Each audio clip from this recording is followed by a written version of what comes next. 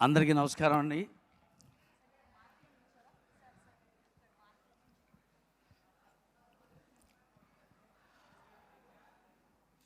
అందరికీ నమస్కారం.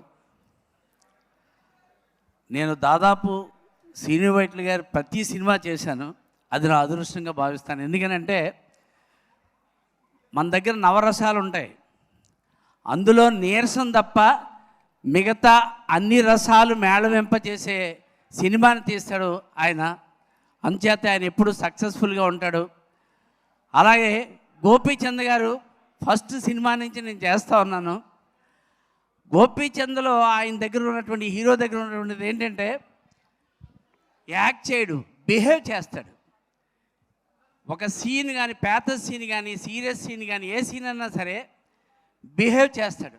అలా ఫైట్ కూడా మేము ఆయనతో యాక్ట్ చేసేటప్పుడు మా డైలాగులు మర్చిపోతాం, అంత ఇమ్మర్స్ అయి చేస్తాడు. ఖచ్చితంగా ఈ సినిమా సక్సెస్ కావాలని, మీరందరూ సక్సెస్ చేయాలని మనస్ఫూర్తిగా కోరుకుంటున్నాను. శ్రీను వైట్ల గారికి ఏంటంటే ఒక వరం ఉంది. అదేంటంటే ఏ హీరో అన్న కొద్దిగా ఇది ఉంటే తప్పని లేపేసేయడానికి శ్రీను వైట్ల గారిని భగవంతుడు పంపిస్తూ ఉంటాడు. అలాగే విష్ణు సినిమా ప్రొడ్యూసర్ గారి సహకారంతో చాలా బాగా వచ్చింది. So hearty congratulation to the all the team. Thank you very much. Thank you అండి. Thank you so much. ఆగండి, మీకు కొన్ని క్వశ్చన్స్ ఉన్నాయి. సో శ్రీను వైట్ల గారి సినిమాల్లో మీకు బాగా ఇంకా ఎప్పటికీ గుర్తుండిపోయే సినిమా ఏంటి? నాకు అన్నీ బాగానే ఉంటాయండి. The best. ఇప్పుడు నాకైతే ఎప్పుడు చూసినా Venky cinema for ever best అనిపిస్తుంది. వెంకీ సూపర్. అలా మీకు ఏ సినిమా అనిపించింది అని? నాకంటే దూకుడు.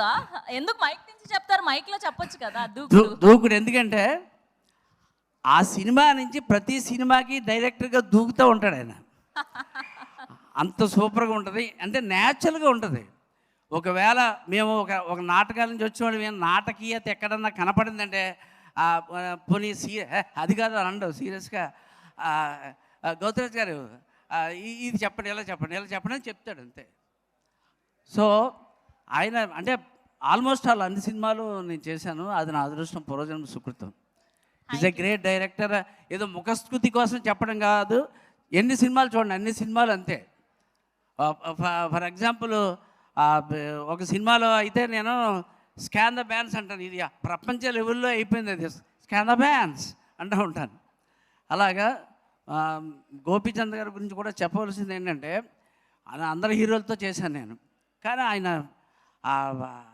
చెప్పేటప్పుడు మా డైలాగులు మర్చిపోయాం. ప్రవీణ్ గారు వాళ్ళు ఏరి ఆ సీన్లో మొత్తం అందరూ కూర్చుని, ఆ రెడ్డి గారు ఎవరో ఉన్నారు, అందరూ ఉన్నప్పుడు ఆయన కూర్చుని ఆ డైలాగ్ చెప్తూ ఉంటే మేము డైలాగులు మర్చిపోయాం. అంత ఇన్వాల్వ్ అయ్యి చెప్తాడు ఆయన. థ్యాంక్ యూ అండి. ఇంకేమైనా ఉన్నాయి? Any doubts? No doubts. Thank you.